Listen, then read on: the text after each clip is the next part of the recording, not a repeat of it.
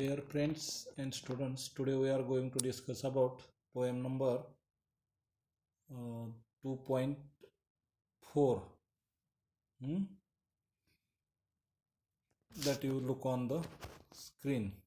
Today we are going to discuss about the activities of the poem. But before going to start the activities, what we have seen in the last period? In the last period we have seen the line by line meaning of the poem, figures of speech of the poem, then some of the theme and appreciation of the poem. So with this lecture, today we are going to discuss about the activities that you look on the poem. So today we are going to discuss about the activity sheet and passage on the poem. What you are looking on the poem, the direct I am going to discuss about now answers that you are looking on the screen. Question first. What is the question? The essential good qualities one have to do. चांगल्या गोष्टी आपण कोणकोणत्या केल्या पाहिजेत? तर speak kindly to anyone. Speak kindly to anyone. Answer is given there.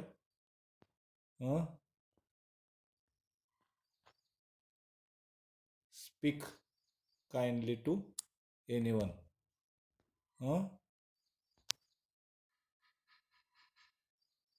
Okay. Good qualities that we have to earn. Speak kindly to anyone. Then greet cheerfully to a friend. Then help many persons. Then live a trial of kindness. Or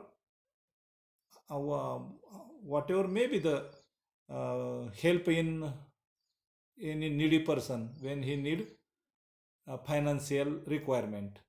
At that time you, as per your level best, you must help them. Then next question and answer.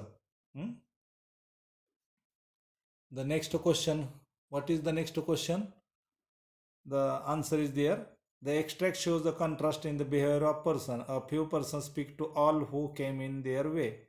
They use the kind words that were referred by others, while few might lust maintain casual relationship with friends. They just greeted the friends and left the place, disappearing a crowd of person. आपण चुकीचं कसं वागू नये, तर असं वागू नये असा प्रश्न आहे. तिसरा प्रश्न आहे पर्सनल रिस्पॉन्स. एखादा तुम्हाला अनोळखी व्यक्ती वगैरे भेटला तर, आता याचे प्रश्न वगैरे मी तुम्हाला इथं दिले आहेत, उत्तरं दिलेली आहेत, सगळं काय प्रश्न उत्तर इथं आहेत बघा. योगा हा क्वेश्चन. आता समजा काय हा क्वेश्चन, तर एक्सप्लेन. तर त्याचं उत्तर मी दिलंय 50 वर्ड्समध्ये. त्यानंतर थर्ड प्रश्न आहे तो इथं. तर याचं सुद्धा उत्तर मी इथं तुम्हाला दिलेलं आहे. तर आपण एक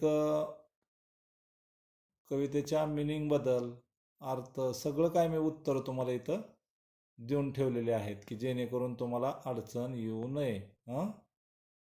तर पहिल्या ॲक्टिव्हिटीज आता आपण डायरेक्ट ॲक्टिव्हिटीज बघतोय. थर्ड क्वेश्चन, सपोज एखाद्या आपण नवख्या व्यक्तीला भेटलो तर कसं. उत्तर तुम्ही आता स्वतः. I meet stranger with open heart. I take initiative and try to make the conversation with them. If I get a good reply, I try to develop the relationship ahead. If I feel I do not handle the stranger, I will leave that person and go ahead. त्यानंतर कवितेचे तुम्हाला तिथं rhyming words दिले आहेत 4th नंबरला, आणि rhyme scheme विचारली. तर रायमिंग वर्ड्स म्हणजे क्वेश्चन विचारला rhyming words. Way today, through you, along, from, way today. त्यानंतर राईम स्कीम मी कालच सांगितली तुम्हाला काय कशी काढायची काय. तर start with small alphabetical number A, If the pronunciation of the last word of the each sentence is same, the alphabetical number same, A. And if the pronunciation changes after A number, alphabetical number B. So here rhyme scheme is A, B. And last question, creativity. Compose your lines. तर तुम्हाला जसं फक्त शेवटचा शब्द कसा मी शिकवलेला आहे तुम्हाला 11वीतच, शेवटचा शब्द कसा जुळेल तर इथं करून दिले उत्तर, anybody happier because you passed his way. दुसरी line, some remembers that you spoke to him today. This day is almost over and its toiling time is through. There is someone to utter now a kindly word of you. त्यानंतर match the column activity 2 मध्ये, तर match the column तुम्ही बघता इथं शब्द match the column मध्ये सुद्धा. तर चेअरफुल, happy, selfish, concern with one's own pleasure, स्वार्थी, शुअरली, लॅक ऑफ सॅटिस्फॅक्शन म्हणजे असमाधानी, आणि डिस्कंटेंट म्हणजे डिसॅपेअर किंवा डिस्पेअर, निराशा. तर with the feeling of disappointment, निराशावादी. क्वेश्चन नंबर 2 जो आहे तिथला तो काय तुम्हाला विचारलेल्या त्या प्रश्नाचं उत्तर, good and kind behaviour always help us to build up our future. It is the investment that provides us the worship of God who gives us blessing of assured future life. म्हणजे तुम्हाला इथं लक्षात येऊ द्या की देवाचे आपल्यावर मर्जी असेल तर आपल्याला आपलं टुमॉरो म्हणजे वन डे बोनस मिळू शकतो. But when we helped others, when we cooperate the other, whatever may be the need, it is our duty to help them, whether person is known to us or unknown to us. It is our duty to help them, and if we help them, then God is always ready to help us and give you a bonus tomorrow, here in the poem with reference to this poem. So if we have done good things today, आज एखादी गोष्ट चांगली केली, we get assured tomorrow, उद्या नक्कीच आपल्याला खात्री आहे उद्या चांगले येणार आहे म्हणून. So we should try to help others, इतरांना आपण मदत करा. We must give joy to others, इतरांना आनंदी बनवा. We should not waste our day giving trouble to others, इतरांना त्रास देण्यात आपला वेळ घालवू नका. We should know that God is watching all our activities. एक आपण सगळे तर तुमच्या आमचे जे काय आम्ही कामं करतोय, उद्योग करतोय, हे सगळ्यावरती देवाचं लक्ष आहे. चांगलं वाईट आपण जे करतोय दिवसभरात त्या प्रत्येक गोष्टीवर देवाचं लक्ष आहे. आता पर्सनल रिस्पॉन्सला लास्ट 3rd क्वेश्चन बघा त्याच पानावरचा. तर काय इथं म्हणलंय, इतरांशी गुड रिलेशनशिप तुम्हाला ठेवायला आवडतं का किंवा ठेवली पाहिजे का. तर I like to make good relationship with others, so I always take initiative in this matter. I talk freely to others. उत्तर, I help others in their need. I try to make happy to other person doing every effort. As per our level best, we must try to help them. In the extract, the speaker's question are rephrased in order to make a new impact. The speaker's question are parsing and leaving no room for interpretation. Any reader who considers them even briefly will be challenged to analyze their own goodness. This is the use of questions. Question number 4चा answer. आणि last question की कंपोजवर त्यांनी दिलेले आहेत line तुम्हाला, आणि line compose करायला सांगितलं ते क्रिएटिव्हिटीमध्ये. तर से, प्ले आणि टू पे एकसारखं ए राईम स्कीम आणणारे लाईन. आता लास्ट क्वेश्चन आहे तो तुम्हाला, तो आहे तो ॲप्रिशिएशनचा. बरोबर. तर जे आहे ॲप्रिशिएशन येतं, ते ॲप्रिशिएशन आपण पोएमचं बघूया. तर आता 4 क्वेश्चन आपण बघितलेले आहेत, 2 ॲक्टिव्हिटीज. तर ॲप्रिशिएशनचा जो क्वेश्चन आहे 4 मार्काचा, आता आपले ॲक्टिव्हिटी 4 मार्काला विचारले जातात आणि ॲप्रिशिएशन 4 मार्काला. तर ॲप्रिशिएशनमध्ये आपल्याला क्वेश्चन कसा असतो, तर तिथं दिलेलं आहे तुम्हाला, write and appreciation of the poem by using theme of the poem, poetic devices, message. आणखी काय म्हणलंय तर आपण मेसेज ऑफ द पोएम आणि स्पेशल फीचर्स एवढे 4 मार्काला विचारतात. तर आपण थीम ऑफ द पोएम बघूया, पहिला पॉईंट. तर थीम बघण्यापूर्वी आपण जरी दिलं नसेल तरी आपले मुद्दे 7-8 व्हावेत. उदाहरणार्थ पहिला मुद्दा ॲप्रिशिएशन थीम जे आहे ते असं करा की पहिल्यांदा पोएटचं नेम मोठ्या अक्षरात असं.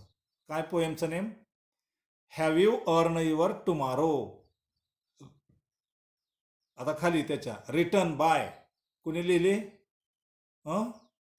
जे कोणी तुम्हाला कवीने लिहिलेले असेल त्या कवीचं नाव त्या कवितेच्या नंतर आलं पाहिजे. मग आता जे आहे ते तुम्हाला एडगर गेस्ट.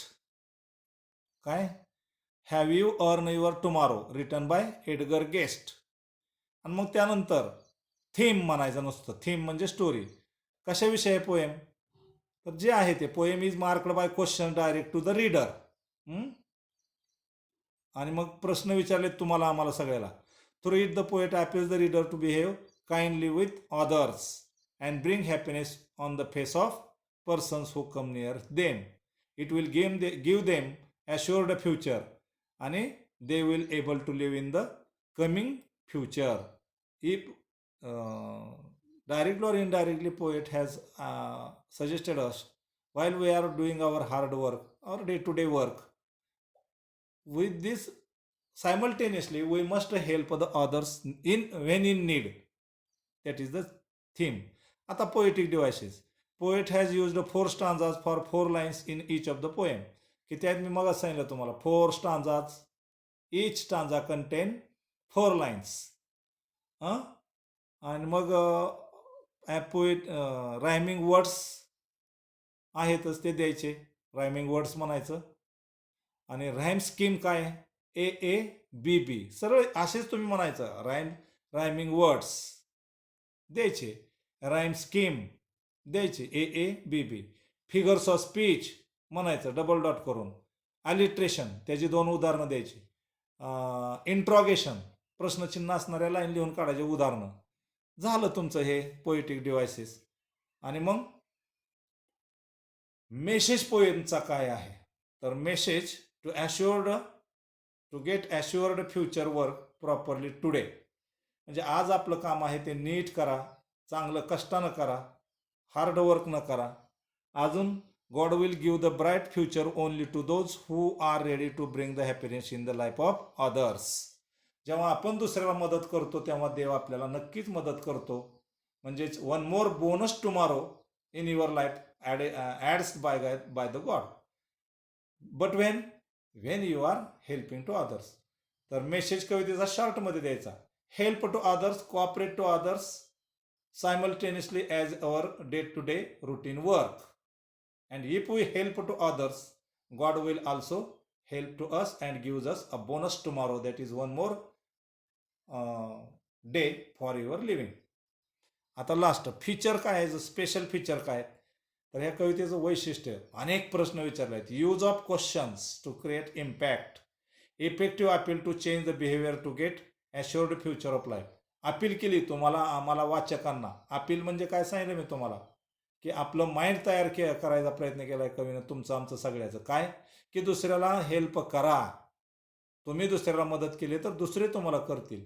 आणि एवढंच नव्हे, तुम्ही दुसऱ्याला तुमचं दैनंदिन काम करत असताना प्रत्येक दिवशी थोडं ना थोडं इतरांना मदत करा. झोपण्यापूर्वी स्वतःला विचारा प्रश्न देवाने विचारला की तुम्ही आज इतरांसाठी काय केलं, तर तुम्हाला आठवलं पाहिजे. आणि मग तू जर तसं आठवलं, एखादा तुमच्यामुळं समाधानी झालाय, एखादा टेन्शनमधनं मुक्त झालाय तुमच्यामुळं, किंवा एखादा सुसाईड करायला चाललेला तुम्ही त्याला कन्व्हिन्स केलं, समजून सांगितलं आणि तो वाचला, ते चांगलं काम केलं. एखाद्याला कपड्याची गरज आहे, फाटलेत, त्याला कपडे द्या. एखाद्याला वही पुस्तकाची गरज आहे, तुम्ही वही पुस्तक द्या. एखाद्याला पैशाची गरज आहे, तुम्ही पैसे द्या. एखाद्याला अन्नाची गरज आहे, तुम्ही अन्न द्या. एखाद्याला तुमच्या सहानुभूतीची गरज आहे, तुम्ही सहानुभूतीचे शब्द द्या. असं इतरांसाठी करा. देव तुम्हाला एक दिवस अर्निंग, हॅव यू अर्न, प्रश्नच आहे तुम्हाला विचारला की have you earn your tomorrow. मग उद्याचा एक दिवस मिळवला का, तर उद्याचा एक दिवस बोनस तुम्हाला कधी मिळेल? When you help to other, when you cooperate to other, whatever may be the need, तेव्हा तुम्हाला देव मदत करेल. आता अशा पद्धतीनं आपण ही पोएम इथं संपवलेली आहे. खूप सुंदर कविता आहे, वाचा तुम्ही. आणि या कवितेतून आम्ही एक अपील आपल्याला केलेलं आहे कवीने, ती लक्षात ठेवा की आपण आपलं काम करत असताना इतरांना दररोज काय ना काय इतरांसाठी थोडंफार करा.